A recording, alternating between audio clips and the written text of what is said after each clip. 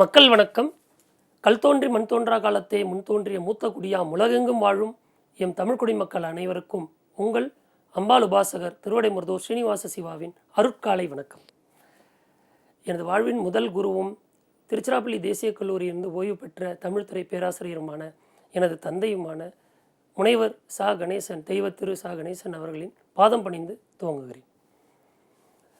இன்றைய கிரக நிலை: மேஷத்தில் குரு, கன்னியில் கேது, கும்பத்தில் சனி, சுக்கிரன், செவ்வாய், மீனத்தில் சூரியன், புதன், ராகு. இன்றைய நாள் 26/3/2024, சோபகிருது வருடம், பங்குனி மாதம், 13ஆம் நாள், உத்தராயணம், சிசிர ருது, செவ்வாய்க்கிழமை. இன்று தேய்பிறை பிரதமை மதியம் வரை இருக்குது. அதன் பிறகு துவிதியை திதி ஆரம்பிச்சிருது. ஹஸ்த நட்சத்திரம் மதியம் 1:22 வரைக்கும் இருக்குது. அதன் பின்பு சித்திரை நட்சத்திரம் துவங்குகிறது. துருவம் யோகம், கௌளவ கரணம், வடக்கே சூளம், பரிகாரம் பால். ராகு காலம் மாலை 3 மணி முதல் 4:30 மணி வரை. யமகண்டம் காலை 9 மணி முதல் 10:30 மணி வரை. குளிகை நேரம் மதியம் 12 மணி முதல் 1:30 மணி வரை. நல்ல நேரம் காலை 7:30 மணி முதல் 8:30 மணி வரை. மாலை 4:30 மணி முதல் 5:30 மணி வரை. இன்றைக்கி செவ்வாய்க்கிழமை. நம்ம இந்த செவ்வாய்க்கிழமையில் குளிகை நேரத்தை பற்றி பார்த்தோம். குளிகை மத்தியானம் 12லேருந்து 1:30 வரைக்கும் இருக்குது. செவ்வாய்க்கிழமையில் நமக்கு நிறைய கடன் பிரச்சனையெல்லாம் இருக்குதுன்னு வச்சுக்கோங்களேன். அது தீரணுன்னா அதற்கு உபாயமாக இன்றைய ஆன்மீக தகவலில் சொல்கிறேன். தீரணும் அப்படின்னா, நம்ம பெரிய அளவில் கடன் வாங்கியிருப்போம். ஒரு ஹவுசிங் லோன் வாங்கியிருப்போம், வீட்டுக்காக கடன் பெற்றிருப்போம். இல்லைனா யார்கிட்டையாவது ஒரு பெருந்தொகை ஒரு சுப நிகழ்ச்சி வீட்டில் செய்கிறதுக்காக, ஒரு மகள் கல்யாணத்துக்காக வாங்கியிருக்கலாம். இப்போ அதை கொண்டு போய் அவங்கள்ட்ட திருப்பி கொடுக்கும் பொழுது, அதை செவ்வாய்க்கிழமையில் இருக்கக்கூடிய குளிகை நேரத்தில், அதாவது மதியானம் 12லேருந்து 1:30 மணி வரைக்கும் இருக்கக்கூடிய அந்த குளிகை நேரம்னு சொல்லக்கூடிய நேரத்தில் உங்களால் முடிஞ்சது ஒரு 5 ரூபாயோ 10 ரூபா கூட கொடுக்கலாம். பெரிய விஷயம் கிடையாது. அதில் இதை வரவு வச்சுக்கோங்க அப்படின்னு சொல்லி கொடுக்கலாம்.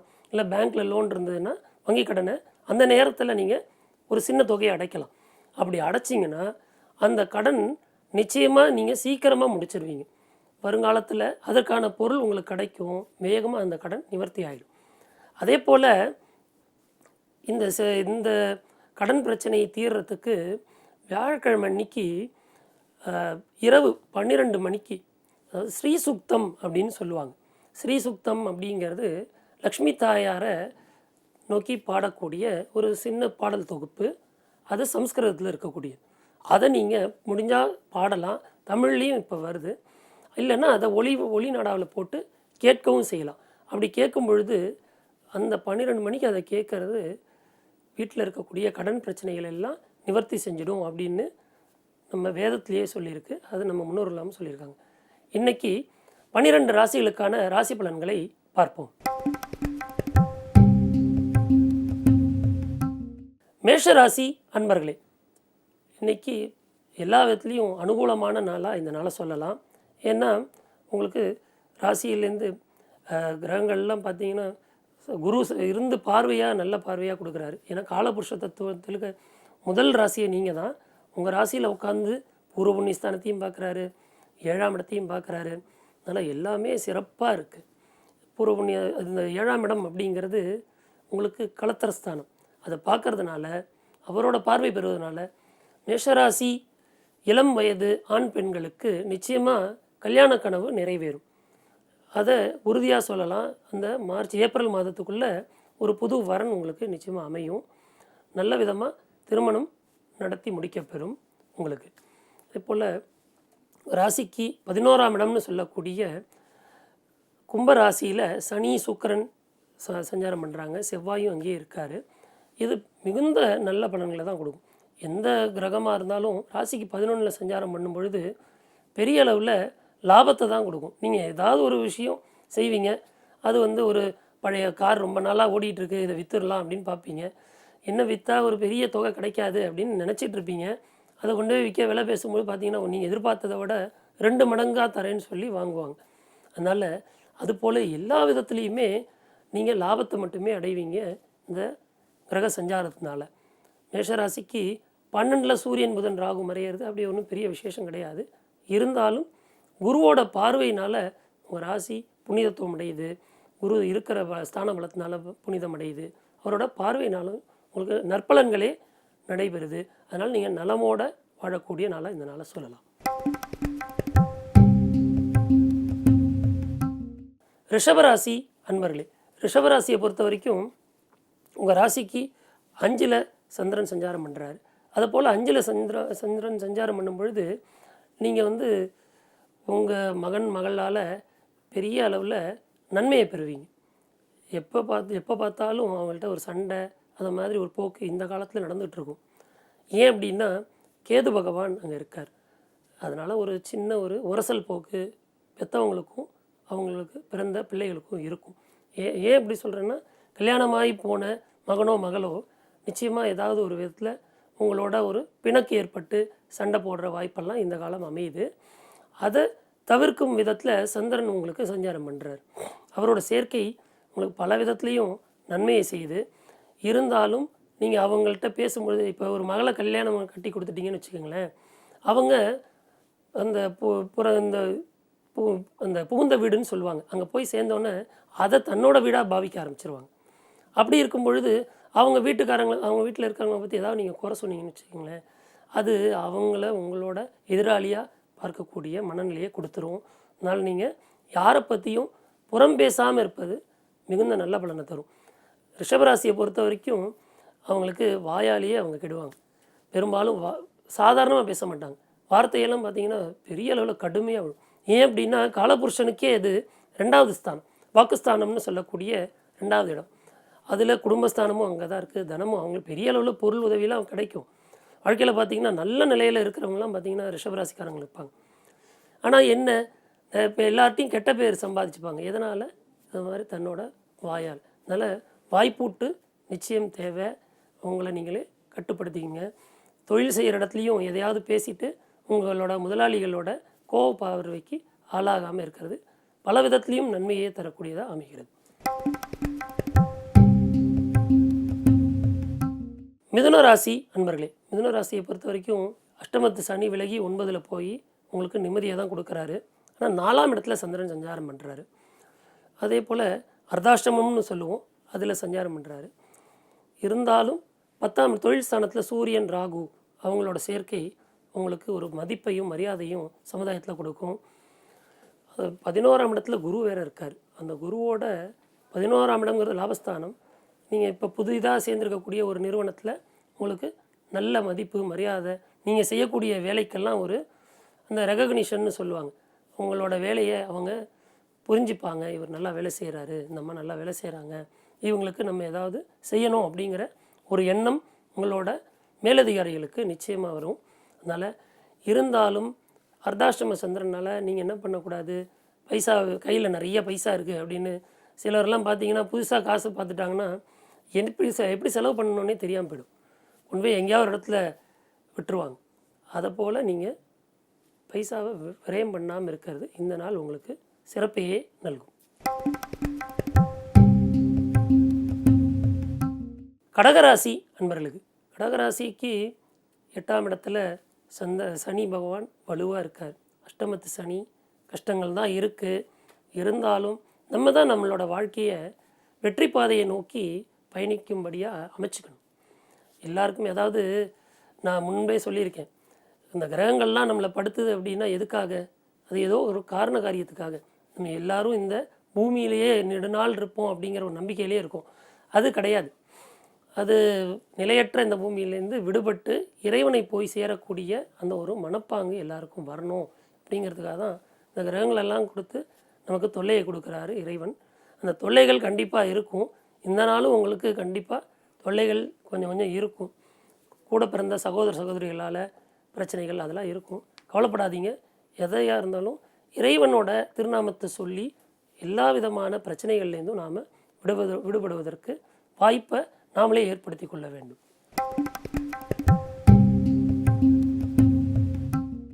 சிம்மராசி அன்பர்களே, சிம்மராசிக்கு பெரும்பாலும் நன்மையை செய்யக்கூடியது ஒரே கிரகமாக குரு பகவானை தான் நம்ம பார்க்கலாம். ஏன்னா எல்லா கிரகங்களும் உங்களுக்கு நல்லது செய்யக்கூடிய அமைப்பில் இல்லை. உங்கள் ராசிக்கு 7ல் சனி பகவான் இருக்கார், சுக்கிரன் இருக்கார், செவ்வாய் இருக்கார். பெரும்பாலும் இது சனியினால் அந்த கண்டக சனின்னு சொல்லுவோம். அதனால் பெரிய நல்ல பலன்கள்லாம் கிடையாது.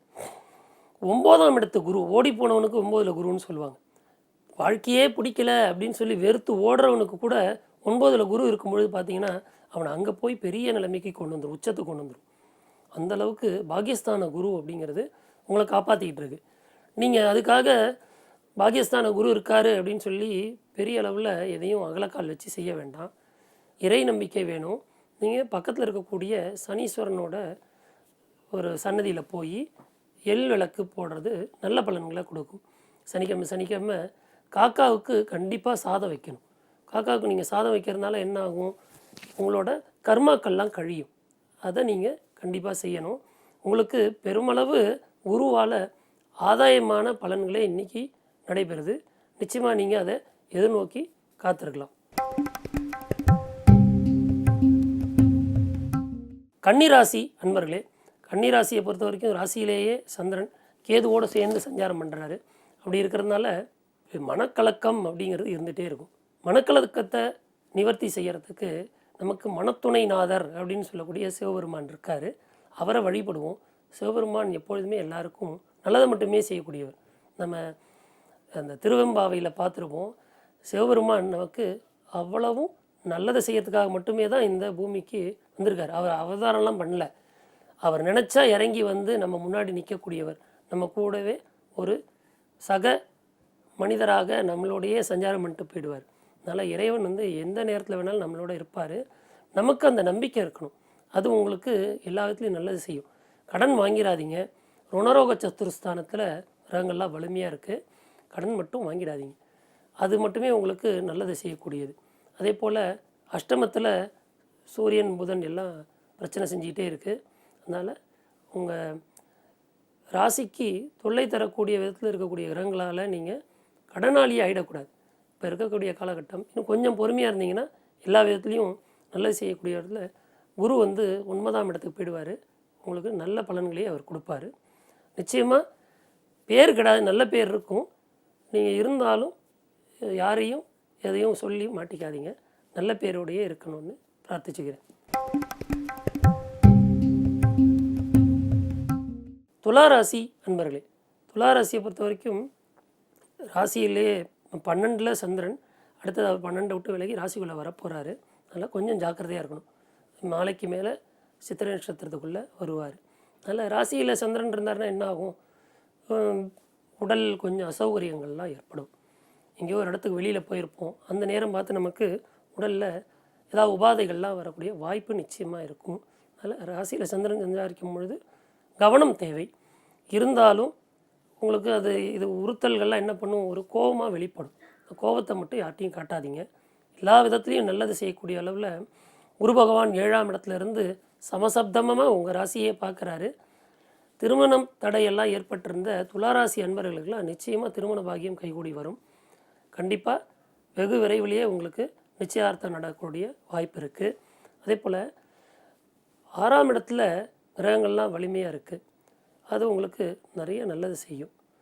சுக்கிரன் சனி இவங்கெல்லாம் உங்களுக்கு நல்லது செய்கிறதுக்காகவே இருக்காங்க. பூர்வ புண்ணிய ஸ்தானத்துலேருந்து நிச்சயமாக நல்ல பலன்களை நீங்கள் எதிர்பார்க்கலாம். துளாராசிக்காரங்க எல்லாரும் கோபத்தை மட்டும் தவிர்த்துருங்க.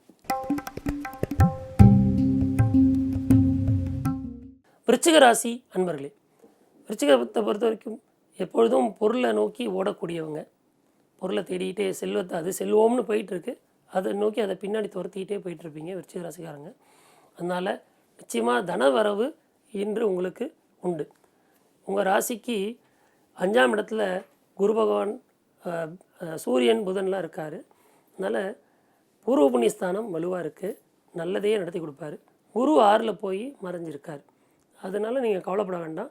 அது சுப விரயங்களை உங்களுக்கு ஏற்படுத்தி தருவார். நெடுநாளாக வீடு மனை வாங்கணும்னு காத்துட்டு இருந்தவங்களாம் இந்த நாளில் அதற்கான முன்னேற்பாடுகளை மேற்கொள்ளுங்கள். நிச்சயமாக உங்களுக்கு வீட்டு கனவு நிறைவேறும். ஒரு புது கிரகம் வந்து கட்டி அதில் கிரகப்பிரவேசம் செய்யக்கூடிய ஒரு காலகட்டமாக இந்த நாளை நம்ம பார்க்கலாம். விருச்சிக ராசிக்கு அர்த்தாஷ்டமம்னு சொல்லக்கூடிய 4ஆம் இடத்துல சனி சுக்கிரன் செவ்வாய் சேர்க்கை இருக்குது. அதனால் கொஞ்சம் எதாக இருந்தாலும் யோசித்து செய்யுங்க.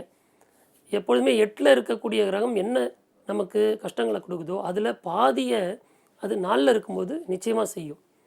4ஆம் இடம்ங்கிறது 8ல் பாதி இல்லையா? அந்த இடத்துல இருக்கக்கூடிய 8ஆம் இடத்துல இருக்கக்கூடிய அந்த மறைவு ஸ்தானம்ங்கிறது அதோட பாதி பலன் இந்த 4ஆம் இடத்துக்கு உண்டு. அதனால் நீங்கள் பயப்பட தேவையில்லை. ஏன்னா குரு பார்வை உங்களுக்கு இருக்கிறதுனால எல்லா விதத்துலேயும் நல்லதே உங்களுக்கு நடக்கும்.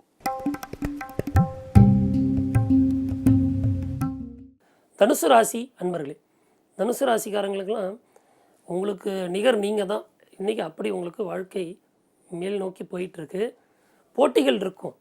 போட்டி அது பொறாமையாக மாறிடக்கூடாது. நீங்கள் எல்லாரோடையும் போட்டி போட்டு ஜெயிச்சு முன்னாடி வந்துடுவீங்க. அப்படி இருக்கும் பொழுது யார் பேர்லேயும் பொறாமப்படாதீங்க. அது உங்களுக்கு இயல்பாகவே இருக்காது. உங்களுக்கு நிகரானவர் நீங்கள் தான். உங்களோட ஸ்தானத்தை யாரும் தட்டி பறிக்க முடியாது. மேன்மேலும் நீங்கள் உயர்ந்துக்கிட்டே போவீங்க. அது நிச்சயமாக உண்டு. உங்களோட ராசியிலேருந்து 5ஆம் இடத்துல குரு இருந்து அதே மாதிரி 9ஆம் இடத்தை பார்க்கறதுனால நல்ல பலன்களே அவர் உங்களுக்கு தந்துக்கிட்டு இருக்கார். பயப்படவே வேண்டாம். எல்லா விதத்துலேயும் உங்களுக்கு நல்ல பலன்கள் நடக்குது. ராசிக்கு 10ல் இருக்கக்கூடிய சந்திரன் தொழில் மூலமாக கிடைக்கக்கூடிய ஒரு நற்பலன்களெல்லாம் இந்த நாளில் உங்களுக்கு கொடுத்துட்டு வாரி வழங்குவார். ஏன்னா வீட்டில் சும்மாவே இருந்தவங்களாம் வேலைக்கு போயிருந்தாங்கன்னு வச்சுங்களேன், அங்கே திடீர் யோகங்கள்லாம் அவங்களுக்கு கண்டிப்பாக கிடைக்கும். பெரிய அளவில் ஒரு ஆதரவு கிடைக்கும். அவங்க வேலை பார்க்குற இடத்துல அவங்களுக்கு ரெகக்னிஷன் சொல்லுவாங்க, அது கண்டிப்பாக கிடைக்கும் வேலை பார்க்கும் இடத்துல. அதன் மூலமாக ஒரு பதவி உயர்வு, சம்பள உயர்வெல்லாம் நிச்சயமாக தனுராசி அன்பர்களுக்கு உண்டு. மகர ராசி அன்பர்களே, மகர ராசியை பொறுத்த வரைக்கும் ஜென்மசனி விலகிருச்சு. அப்பாடா அப்படின்னு நிம்மதியாக இருக்கும். அதனால் ஜென்மசனி விலகி போயாச்சு. 2ஆம் இடத்துல சனி பகவான் ஆட்சி பலம் பெற்று அருமையாக உங்களுக்கு நல்ல பலன்களே செஞ்சிட்ருக்காரு. இன்றைக்கி நாள் பார்த்தீங்கன்னா 9ல் இருக்கக்கூடிய சந்திரன் அப்படிங்கிறது உங்களுக்கு பெரிய அளவில் முன்னேற்றத்தை கொடுத்துக்கிட்டே இருக்குது. நீங்கள் மேலும் மேலும் உயர்ந்துகிட்டே இருப்பீங்க. உங்கள் வாழ்க்கையில் குடும்பத்தாரோட நிம்மதியாக இருக்கணும் அப்படின்னு நினச்ச பெரிய செல்வந்தராக இருந்தாலும் சரி, ஒரு சிறிய அளவில் குடும்பம் நடத்தக்கூடிய நடுத்தர குடும்பத்தினராக இருந்தாலும் சரி, உங்களுக்கெல்லாம் அந்த நிம்மதிங்கிறது இப்போ கிடைக்கும். நம்ம பசங்கள்லாம் நம்மளோடயே இருக்காங்க. ஏதோ வெளிநாட்டில் போய் வேலை பார்த்துட்டு இருப்பான் பையன், ரொம்ப நாள் கழித்து ரொம்ப வருஷம் கழித்து திருப்பி வந்திருப்பான். ஏதோ ஒர்க் ஃப்ரம் ஹோம் கொடுத்துட்டாங்கப்பா அப்படின்னு சொல்லி வீட்டிலேருந்தே வேலை பார்ப்போம். இப்போ மகளோடு இருக்கக்கூடிய அந்த பாக்கியம் இப்போ நிறையா பெற்றவங்கள்லாம் ஹோமில் விட்டுடுறாங்க, இல்லைன்னா வீட்டிலையே தனித்து விடப்படுறாங்க. அப்பா அம்மா 2 பேர் இருப்பாங்க. இதில் இன்னும் கொடுமை என்னென்னா அப்பாவோ அம்மாவோ தனியாக அந்த வீட்டில் இருப்பாங்க. ஏன்னா அவங்களுக்கு அந்த இடத்த விட்டு பிறந்த ஊரை விட்டு போக மனசு வராது. என்னதான் மகனோ மகளோ கூப்பிட்டாலும் போகிறதுக்கு மனசு இல்லாமல் இங்கேயே உட்காந்துருப்பாங்க. அதுலேயும் இன்னும் ஒரு கொடுமை இருக்குது. மகனோ மகளோ இருந்தும் அவங்க தன்னோட வச்சிக்காமல் அது மாதிரி தள்ளப்பட்ட பெற்றோர்களாகவும் இருக்காங்க. அவங்களோட நிலையெல்லாம் பார்த்தா பரிதாபமாக இருக்கும். அவங்களுக்கெல்லாம் இவங்க மகனோ மகளோ திருப்பி தனது சொந்த ஊருக்கே வந்து பெற்றவங்களோடு இருக்கக்கூடிய ஒரு நிம்மதியான வாழ்க்கை அமையக்கூடிய காலகட்டமாக இந்த காலத்தை சொல்லலாம். மகர ராசிக்கு எல்லா விதத்துலேயும் நல்லது செய்யக்கூடிய சனிக்கு நண்பனான சுக்கிர பகவான் 2ஆம் இடத்துல இருக்கார். அதனால் உங்களுக்கு நல்ல தன லாபம் அப்படிங்கிறது கிடைக்கும். நிச்சயமாக அர்த்தாஷ்டம குருவால் பயப்பட தேவையில்லை. எல்லா விதத்துலேயும் நற்பலன்களே நடந்துட்டுருக்கு.